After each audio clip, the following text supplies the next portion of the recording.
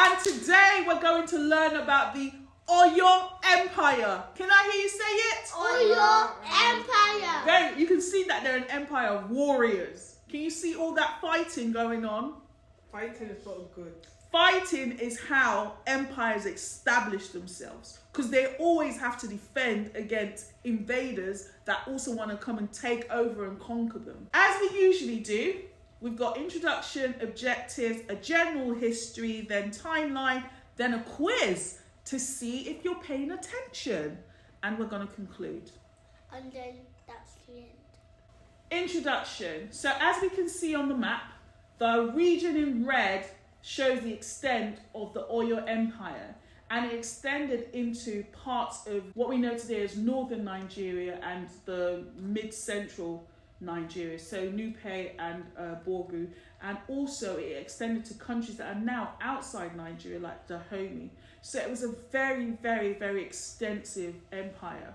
So Oyo Empire was a powerful West Africa state known for its sophisticated political organization, its military prowess and cultural significance. It emerged as one of the most influential empires in the region during its peak. Today you can find what's left of the empire in southwestern Nigeria. Objectives. So firstly, we're going to explore the origins and rise of the Oyo Empire. Secondly, we'll understand the political and social structure that contributed to the empire's success. And the third objective is to examine the empire's decline and lasting legacy in the region. Origins, a general history. So as you can see, that image, it's actually the sculpture of the person believed to be the founder of the Oyo Empire. And his name was Oromiyan, and he was one of Oduduwa's sons, who is the founder of the Yoruba people. What we know today as the Yoruba people. The Oyo Empire is believed to have been founded in the 14th century by Oromiyan, a prince from the Yoruba kingdom of Ile-Ife, and he established the Oyo dynasty. Look at the detailing of, again, the eyes, the nose, the lips, even the crown that he's wearing. Look at the beading and that level of detail. And it's very interesting. Have you noticed that with a lot of African sculpture, they tend to, for some reason, pay attention to the head? Like, a lot of the sculpture always shows the head. It never shows the full body, and I wonder why that is. If I'm to guess, I would say it could be maybe material, right? They'd rather do a beautiful head than make a smaller structure of the entire material. Or it could be that headship is symbolic of rulership. So, headship is, most important. But it'd just be interesting to maybe at some other point research why you find a lot of, like, particularly Benin, Ife and other sculptures, why you find a lot of their prominent, like, rulers, kings and queens, you find sculptures, carvings of the head. So now we're going to look at the expansion of the Oyo Empire. So we see that through military conquest and alliances, the Oyo Empire expanded its territory, dominating its neighboring kingdoms, like we showed of Dahomey, we showed of Nupe and parts of Borgu, and controlling vast trade networks. The empire's expansion led to the establishment of subordinate kingdoms paying tribute to the Alaafin. So as you can see, the image on the left, that's the second Alaafin of the Oyo Empire. His name was Alaafin Ajaka Oko. I don't know, because there's no accent, so I don't know if it's Oko or Oko. The second Alaafin of Oyo, and he was actually the older brother of Alaafin Shango. And Shango is the god of lightning and thunder. How can he reign twice? Did he get these thrones and then reign again? I don't know. That's actually something that will actually be good for research, but that's a very good question. But he's the only one that's been known to reign twice, actually. You can definitely see that Alaafin Ajaka was a military ruler, because look, he had weapons. Look at that blade that he has. Even the stuff that he was wearing, like, that is some protective fabric right there. and he looks really, really militant. So as already mentioned, we see Oyo's dominance extended to the Dahomey region and the Ashanti regions. And as I've already shown you on the map already, you know where the Dahomey is.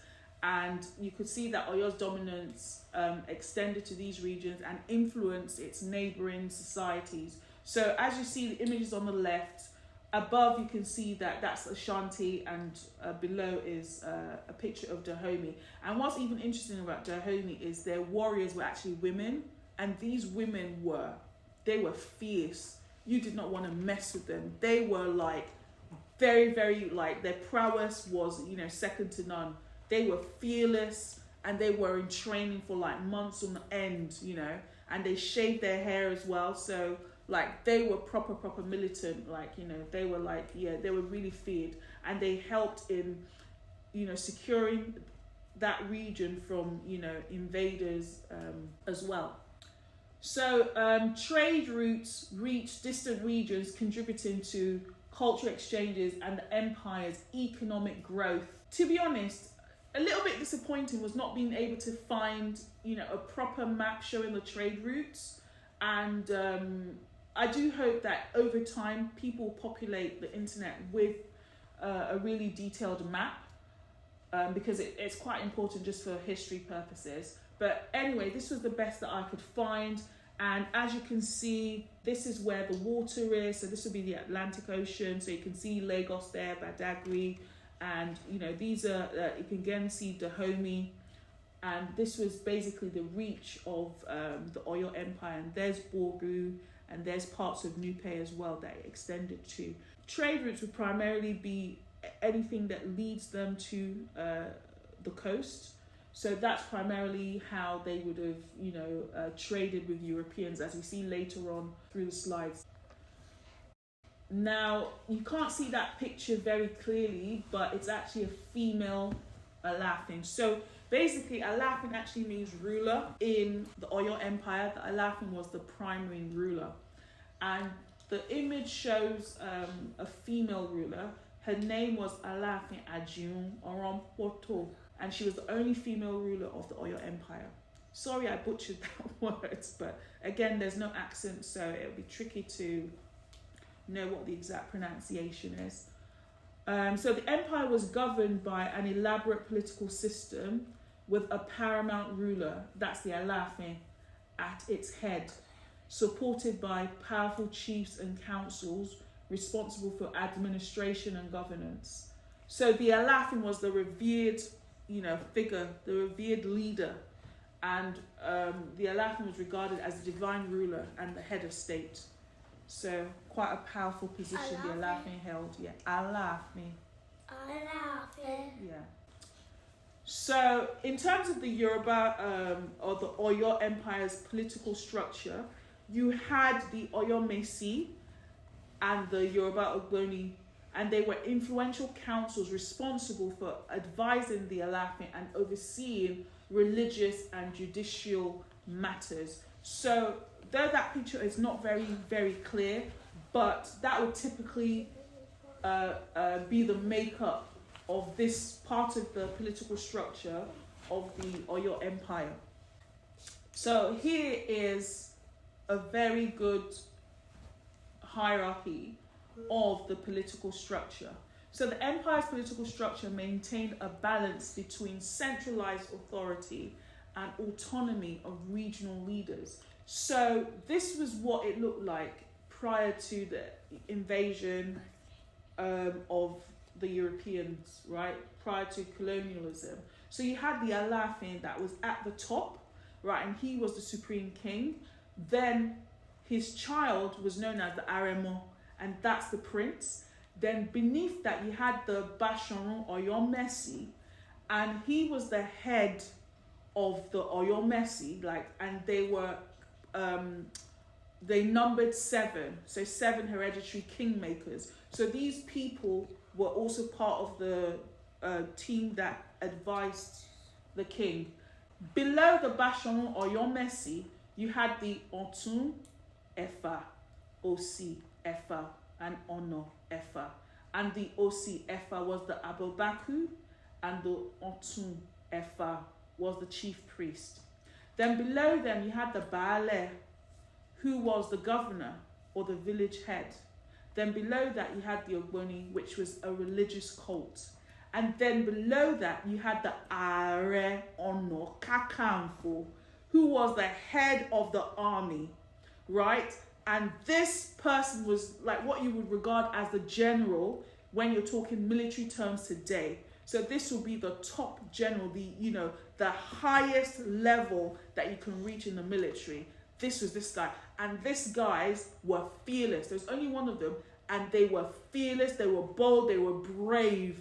Because you need someone that's like that to lead an army, to make sure that the army is motivated. And then, obviously, the Are Onokakanfo had to command the army. And the army that they commanded was called the Esho. Basically, this then was a decentralization of power. And I have to give credit to oldniger.wordpress.com. Thank you for this diagram. It's very good. So Oyo's wealth was derived from trade, particularly in goods like cola nuts, cloth, and slaves traded with the European merchants along the coast. So as you can see from the image here, this is what cola nuts look like. It's much smaller than what it looks like on screen. Then obviously these are some of the things that they traded, and this is salt. And then these are obviously slaves, unfortunately. Sad time in history. Oyo's control over trade routes facilitated the exchange of goods, including ivory. Does anybody know ivory? Can you point to ivory? It comes from animals, elephant tusk. Very good, that's ivory. And so, not only ivory, but also cowries. These are cowries. And cowries was actually a form of payment. In those times, in ancient times, they didn't use money, they used cowries. So if you had a lot of cowries, you were very, very rich. And then this, does anybody know what this fabric is? Colour. Does anybody know? We did it like 2 weeks ago. African folk art. No, yeah, we did it in African arts. It's called adire. So they would have traded in things like these. The export of slaves to European colonies was a significant economic activity during the empire's peak. So as we can see, as with other empires like the Songhai, Mali, Ghana, all these empires had some form of the trade of humans, unfortunately, sad part of the history. Now its military strength. So the Oyo Empire had a formidable army employing cavalry units and infantry known for their military discipline and tactics. Oyo's military was organized hierarchically with divisions such as the Esho, a group of commanders serving the Alafin. So does anyone know what cavalry is? Isn't it like a part of the army or the military? It's actually when you're fighting on a horse. Your warfare is on a horse. Oh. That means that when you're doing your battles, you're horse fighting. So in those times, there was a lot of horse fighting. So that's why they had a lot of cavalry units. And that's why you can see some of them on horses. The cavalry, armed with spears and bows, was a crucial component of the empire's military strategy. So as you can see, that sculpture, it's of someone sitting on a horse. He's obviously got some protective gear on his head, and you can see the sword on the side. I don't know where the bow is. I don't see a bow. The military's discipline and effective tactics were instrumental in subjugating rival states and maintaining control. So as you can see that image, look at their spears, and look, they've even got shields in this one. So during those times, these would have been how they would have fought, defended themselves, and obviously conquered other neighbouring nations. So the cultural influence. The empire made significant cultural contributions, including the spread of Yoruba language, customs, and religion across the region. Oyo's influence spread beyond military and political realms, impacting art, architecture, and religious practices. So here we see an image of a celebration of some kind, and the drums that the men have are called the talking drums. And it's the only drum, as far as I'm concerned, that can speak. And these drums actually communicate messages. And this was one of the reasons why the Oyo Empire was so successful, because like at least a mile or two away, it could communicate. So one person could be beating a message in the drum and people a mile or two away could hear. So if they had an army a mile or two away and there was a commander in another region, they could communicate and say, you know what, take up arms or defend yourselves or whatever the message is that they wanted to pass across. It was made possible because of the talking drums. And today the talking drums is used to honor people, you know, it's used to proclaim some kind of celebration. It can be used in that way, and also it's used for entertainment, just for music, to dance and to enjoy oneself. So the talking drum is actually a very, very versatile instrument, and it's an instrument that when you hear it, its sound is so distinct, you cannot help but stop and be curious about it. That's how amazing talking drum is. Yoruba arts, including sculpting, pottery and beadwork, flourished under the empire's patronage. So here we have an image of the leopard head from Ife. So again, look at the detailing, you know, that is amazing. And to think that someone actually produced that, that's very, very, very, very impressive. The Oyo Empire's language, religion and social customs shaped Yoruba culture, identity and its heritage. So here we see the king, and look at the crown that he has on his head, and he's got a lot of coral beads, and coral beads are very, very expensive. They're found at the bottom of the ocean, and you do have to it's a bit, I suppose it would be similar to pearls, how pearls are found in the ocean, and pearls are very, very precious. Coral beads are very, very precious in the African community. And he's got the staff that he's holding. The staff is called the Okwashe. So, and if the king doesn't have that staff, he can basically be dethroned. Or if that staff is taken away, he can basically be dethroned. There was a situation that happened a few years ago in Nigeria, in Lagos State, during the NSARS, the violence that happened during the NSARS. And one of the incidents that happened was that some of the young people that were disgruntled ran into the king's palace in Lagos, and they took that, which meant the king could not return back until he recovered that. So that has a lot of meaning. It's very, very, very important. I believe so. I believe it was recovered, but I don't know for sure. But that was very interesting because that was on the news, because it was a very significant thing to have occurred. Why was that stuff very important? It's very important because that means the king's on the throne. If that's not there, then the king doesn't have a throne to rule. That basically shows that the king's ruling.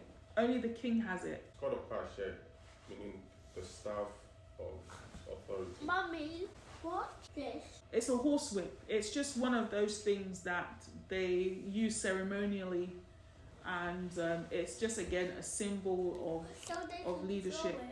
No, they don't throw it. They just wave it. You know, they wave it to their people. They acknowledge people. So if you come and you greet the king, he would wave it as an acknowledgement of your greeting. So the decline of the empire, internal struggles, external pressures from neighbouring states, and the impact of the transatlantic slave trade contributed to the empire's decline from the late 18th century. So again, the transatlantic slave trade was a really sad time in history. As you can see, those images, haunting faces of people losing their freedom, losing their lives in some instances. So external pressures from the Nupe. Remember we mentioned the Nupe and the Fulani contributed to the empire's vulnerability. So again, the Fulani and the Nupe were the I can go back just to show you where they were.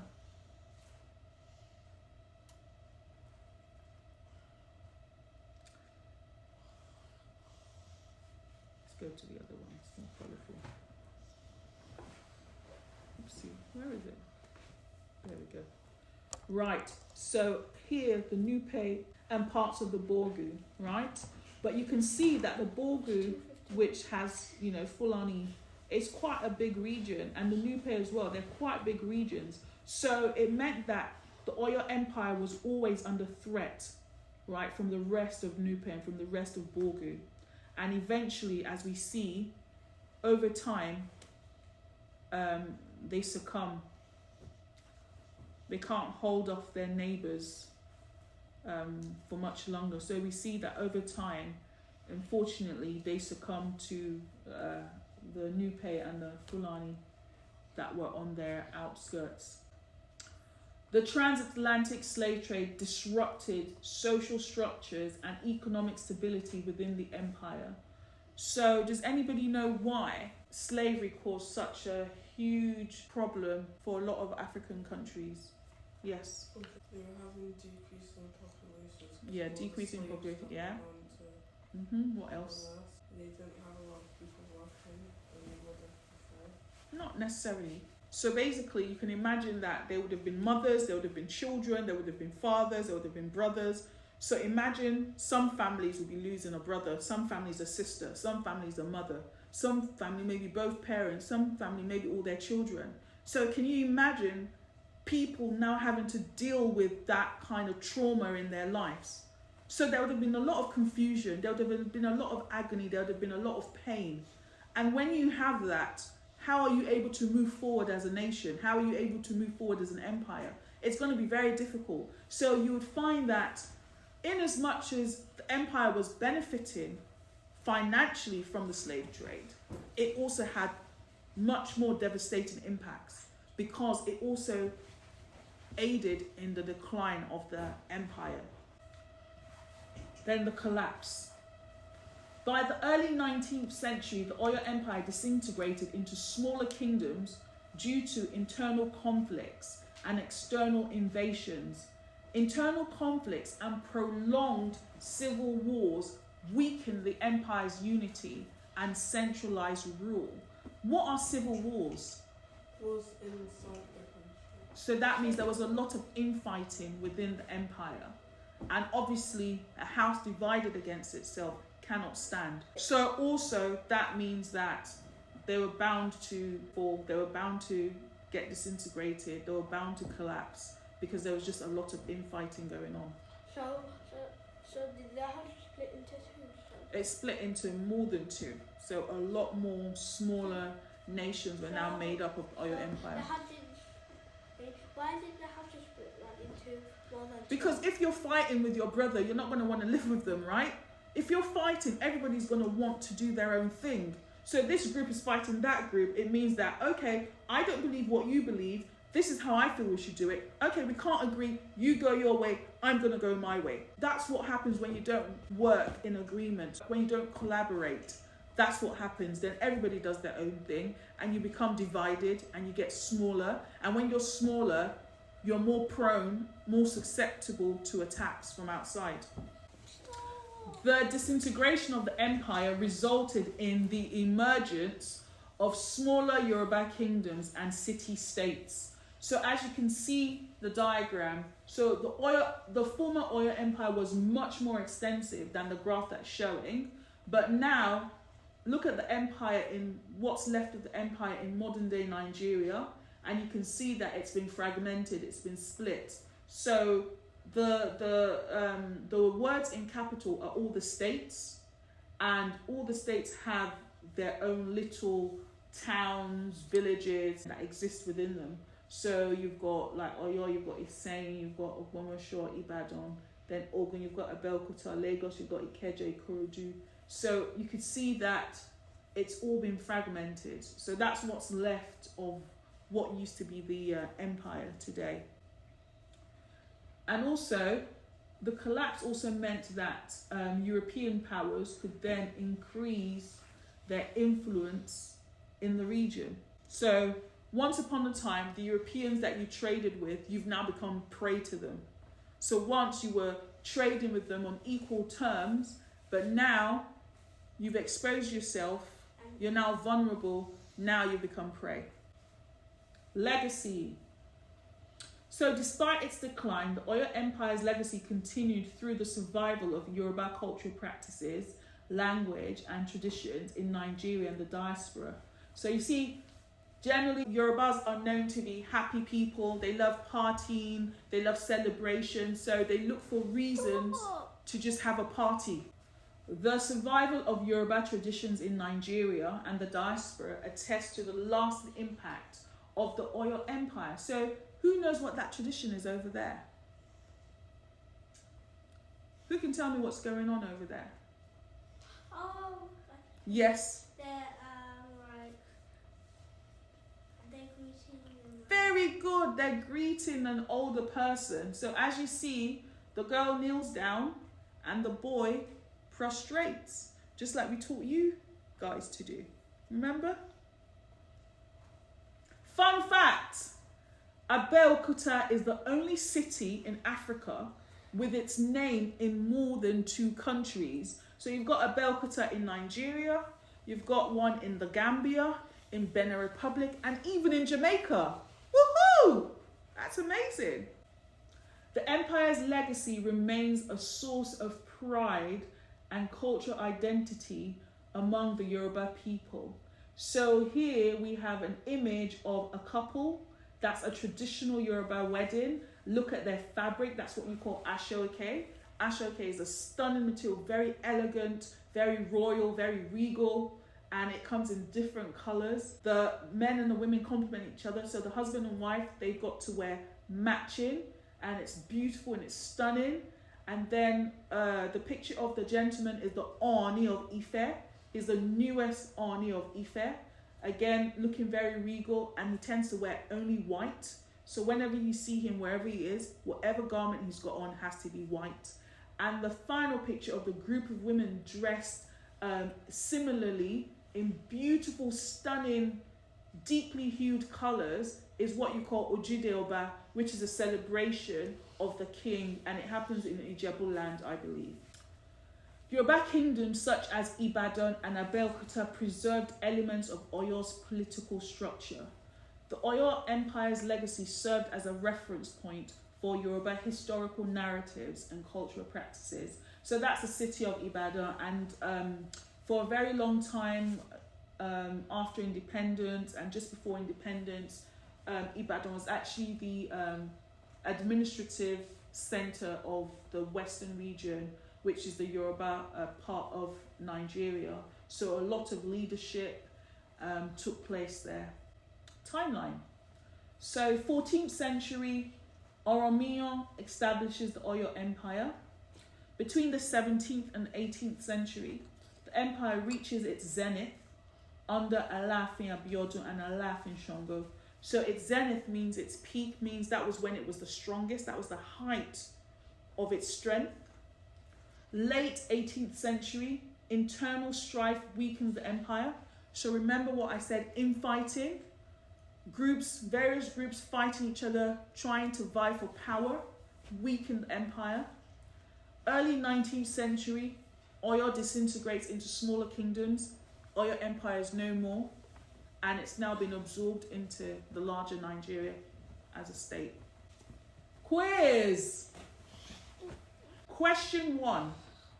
Who is believed to have founded the Oyo Empire? A. Oromiyan, B. Oduduwa, C. Sango, D. Obatala. Question 2. What was the highest political position in the Oyo Empire?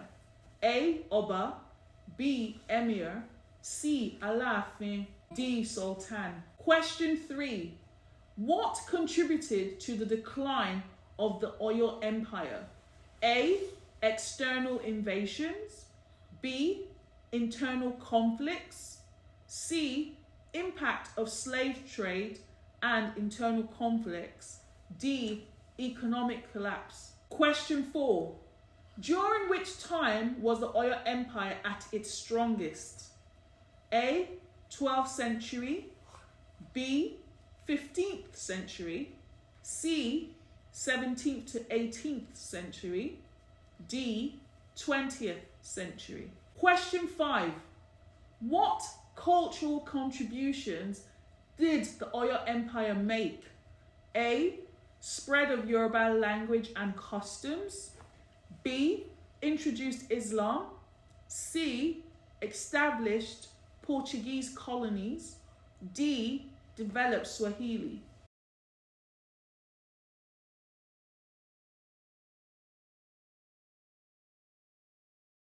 Conclusion. So the Oyo Empire was important in West Africa because it had a strong government, a powerful army, and it was economically vital. And that image, they're sitting in a palace, and this would be what the setup looks like. Although you can't see the Alafin, but the Alafin's way back. Its influence stayed in Nigerian culture and the Yoruba people, shaping their traditions. Today, people still remember the empire for its impact on Nigerian culture and the Yoruba people. And there you have it. Thank you very much. And we'll see you in the next class.